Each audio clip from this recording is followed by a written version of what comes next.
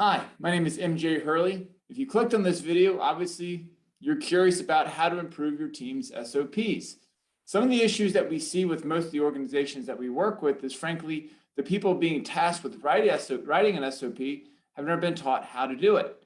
The biggest problem with this is if we create an SOP that's not standardized or usable or combines material that shouldn't belong in an SOP, the reader's going to stop reading it, right? And what happens when the reader stops reading it is they start asking other people, hey, how do you do it?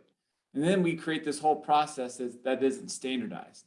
So to ensure that we aren't hurting people, to ensure that our equipment is safe, and to ensure that we are coming with the exact same outcome every single time, we need to know how to write an SOP that's actually usable. So in our class, we teach your team a litany of skills. How do we ensure we're not missing steps? How do we write clear steps? How do we make sure the front matter is good with the scope and purpose?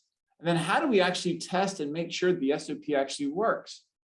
So if these are skills that you think your team would benefit from, feel free to reach out to us, 877-249-7483. You can also email us at info@hurleywrite.com, and we'll schedule a consultation with us. Thanks so much, and hope to talk to you soon.